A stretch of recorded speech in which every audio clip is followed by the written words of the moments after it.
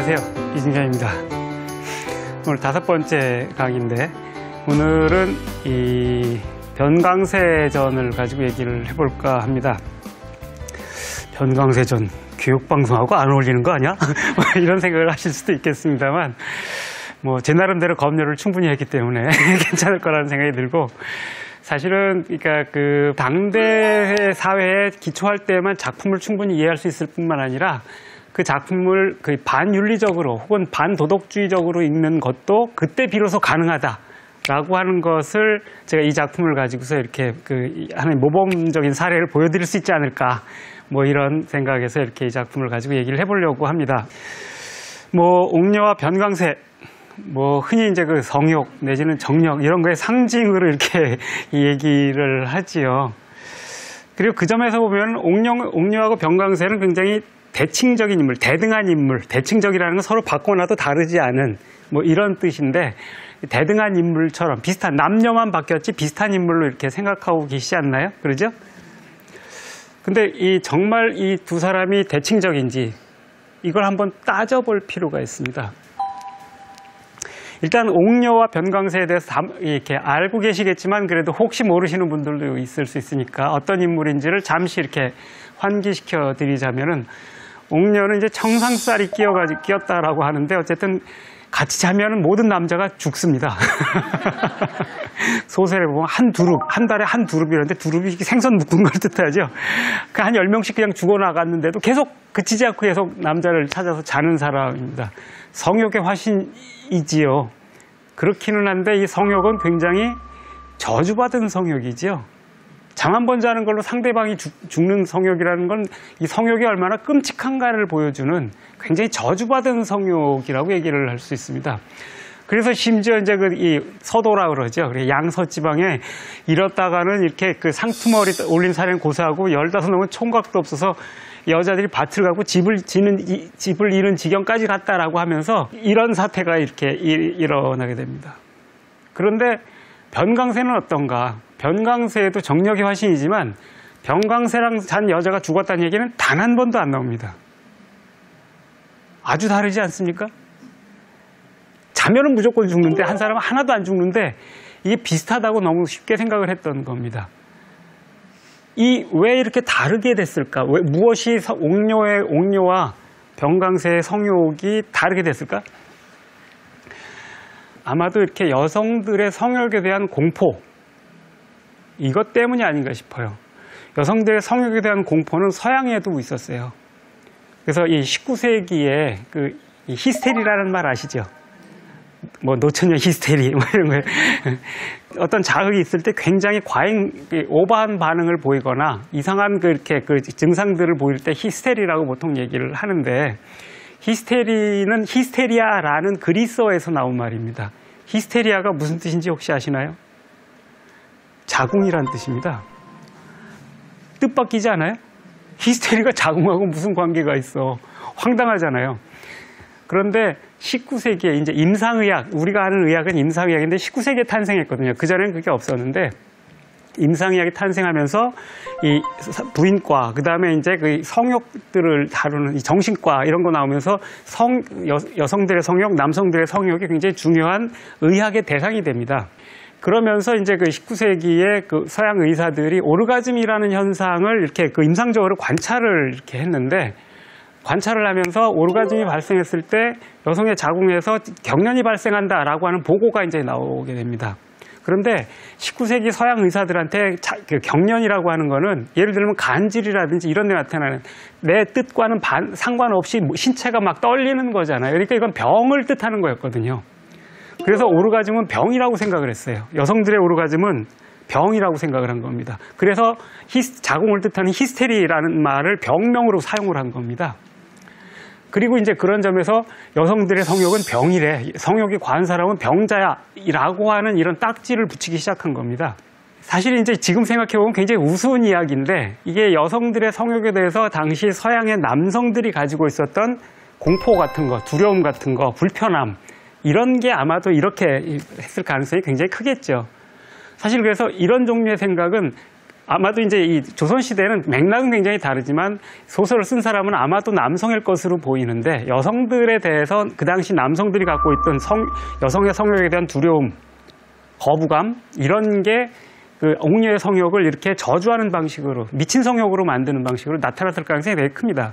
근데 여기선 무엇 때문에 이렇게 다르게 설정을 했을까? 왜 이렇게 다르게 설정을 했을까? 생각을 해보면은 가부장제 사회, 당시 조선시대의 가부장제 사회라고 하는 것들, 그 당대성 속에서 이해를 하면은 이해가 잘 됩니다. 그 당시 가부장제 사회에서 조선의 남성들은 여러 명의 여성들과 자는 게 별로 어려운 일이 아니었고 흔한 일이었죠. 금기도 아니었어요. 돈만 있고 저기만 된다 그러면 여러 여성하고 잘 수도 있고 첩도 둘 수 있고 뭐 기생집도 가고 많이 했잖아요.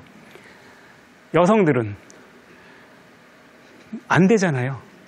여성들이 다른 남자와 잔다는 거는 남편이나 자기가 현재 남편들이 죽지 않고서는 다른 남자랑은 잘 수가 없는 거예요. 그러려니까 여성의 성욕이 옥녀처럼 강한 성욕이 여러 사람을 이렇게 자기 하려고 그러면은 남자들이 그때그때마다 죽어줘야만 딴 사람하고 잘 수가 있는 거예요. 그러다 보니까 옥녀의 성욕을 묘사하려고 하니까 남성들이 그때그때 안 죽어주면은 리얼리티가 없지 않겠어요? 그냥 바람피는 여자 이런 게 쉽지가 않은 거예요. 그러니까 옥녀의 성욕은 남성들을 죽이면서 옆으로 펼쳐지는 거고 병강세는 그럴 필요가 없는 거예요. 남성들은 여성이 안 죽어도 얼마든지 옮겨 다닐 수 있으니까. 결국 옥녀와 병강세의 성욕의 차이, 아주 큰 차이인데 이게 바로 이거는 가부장제라고 하는 그 당대 조건 속에서 남성의 성욕과 여성의 성욕이 어떻게 다른 위치를 갖고 있는가 이런 것들이 정확하게 반영된 거라는 겁니다. 그런 점에서 그 당대 조건, 지금이라면 말도 안 돼, 지금 조건에서라면 이해하기가 힘들어요. 남성이나 여성이나 맘먹으면 이렇게 할 수 있고, 거기에 뭐 죽을 일이 없잖아요. 근데 당신은 그렇지 않고서야, 남편이 죽지 않고서야, 라고 하는 이런 생각이 있었기 때문에, 옥녀의 성욕은 그렇게 한 게 훨씬 더 리얼한 게 된다는 겁니다. 그래서 그런 얘기를 명시적으로는 하지 않았지만 충분히 설득력 있는 얘기죠. 그래서 당대성 속에서 봐야 된다는 겁니다, 이것도. 근데 이것뿐만이 아닙니다. 사실 이렇기 때문에 옥녀라고 하는 사람은 가부장제라고 하는 제도 바깥에 있는 사람입니다. 왜냐하면 계속 남자를 구하면서 옮겨 다니는 사람이니까 가부장제도 안에 있는 사람이 아니에요. 가부장제를 벗어나 있는 인물이에요. 이런 점에서 옥녀와 변강세는 대칭적이지 않다는 겁니다. 서 있는 곳도 대칭적이지 않아요. 이 차이가 아주 끝에까지 중요합니다. 그래서 나중에 보면 변강세는 놀라울 정도로 황당하게 가부장으로서의 태도를 강하게 드러내는데 이게 이런 이유 때문입니다.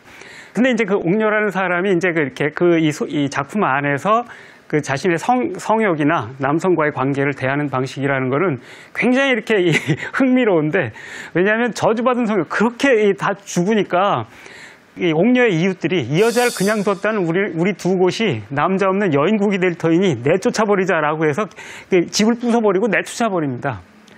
그러니까 옥녀는 그렇게 되니까 보통 그러면은 그냥 깨갱할 텐데 그러는 게 아니고 황평 양서 아니면 살 데가 없겠느냐 삼남 거시기는 더 좋다더라 이러면서 더 좋은 거 찾아갈 거야 라고 하면서 아래로 내려가 버리는 겁니다.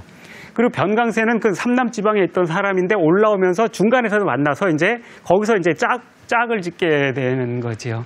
그런 점에서 보면 옥녀는 그 성욕의 저주인데 저주 앞에서 좌절하는 게 아니고 그걸 받아들여서 새로운 욕망으로 이렇게 딱 넘겨버리는 이런 인물입니다. 아주 그런 점에서 이렇게 흥미로운 인물이지요. 어쨌든 이제 둘 다 이제 이렇게 이 영토에서 추방된 자들이고 떠도는 자들이 되었다는 거고, 사실은 이건 욕망의 흐름, 한 군데 머물러 있지 않고 떠도는 욕망을 이렇게 보여주는 건데, 변강세는 사실은 이렇게 묘사를 할 때 이 소설에서 성욕이 두드러진 인물이 아닙니다. 유랑민이고 떠돌이고 잡놈이라고 이렇게 얘기를 하는데, 별에 투전하고 쌈질하고 뭐하고 이런 하여튼 말썽 부리는 사람이지 성욕의 화신으로 묘사되지는 않습니다. 옥녀는 그런 게 아니고 그런 문제는 안 익힙니다. 오직 성욕만이 문제인 인물입니다.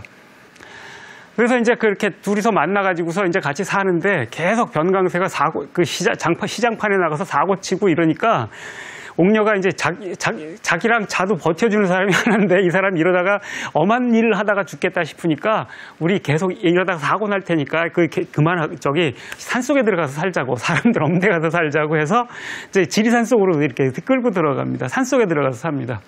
근데 산속에 들어가서 병강세가 하는 일이라는 게 빈둥대리며 자거나 아니면 옥녀랑 자거나 이거 두 개밖에는 하는 게 없으니까 옥녀는 갖은 살림을 다 하는 거예요. 그러다가 이제 아주 깝깝하니까 가서 그냥 장작이라도 좀 해오라고 남자가 계속 잠만 자냐고 해가지고서 이제 장작을 하라고 시켰더니만 가서 이제 이 장승을 배웁니다. 장작을 하겠다 그러면서 장승을 배우지요. 뭐 이 장승을 배우는데 그 옥녀가 이제 말립니다. 장승은 그 신목인데, 그죠? 그걸 어떻게 그러냐고. 이렇게, 장승은 사실 있는 그대로 정착민의 수호신이에요. 마을의 수호신이잖아요. 밖에서 오는 그 잡귀들이나 이런 것들로부터 마을을 수호하는 수호신이고, 밖에서 오는 유랑민들이나 흐름 이런 것들에 대해서 그걸 이렇게 마을을 보호해주는 수호신이거든요. 이제 정착민의 수호신이니까 이 변강세는 떠돌이잖아요. 반대되는 인물이에요. 그러니까 떠돌이가 치고 들어간다라는 걸 장승을 베는 것으로 이제 상징적으로 표시를 한 거지요. 그냥 이렇게 이해를 하면 그 다음에 쉽습니다. 왜냐하면 장승들이 나중에 병강세한테 저주를 퍼부어서 꼼짝 못하고 죽게 만들거든요. 정착민적인 방식의 저주를 내리는 겁니다. 꼼짝달싹 못하게 고착시켜버리는 이런 저주. 뭐 이런 건데. 근데 이렇게 장작을 떼려는 걸 이제 옥류가 만류를 하니까 병강세 하는 얘기가 그랬습니다. 집안일은 가장에게 맡기는 것이라 가장이 하는 일을 보기만 할 것이 여자가 요망하게 웬 소린고 갑자기 이렇게만 나옵니다. 그래서 가부장적 관념에 너무나 탁 매여 있는 사람이다라는 걸 아주 잘 보여주는 거지요. 그리고 그게 저 바보짓을 하게 만드는 겁니다. 여자 얘기 듣지 않고 가부장이 하는데 하면서 그냥 묵살해버리고서 그냥 갔다가 이제 죽는 겁니다. 그래서 이제 이 장승들이 그냥 곱게 죽지도 않고 이따위 짓을 했다가는 곱게 죽지 못한다는 걸 보여주기 위해서 전국의 장승들이 이 병강세한테 가서 다 병을 하나씩 다 줘서 온갖 병이 한꺼번에 들어가지고서 꼼짝 못한 채 땅바닥에 달라붙어서 죽습니다. 진짜 그 고착, 정착민의 저주인 거지요. 그런데 이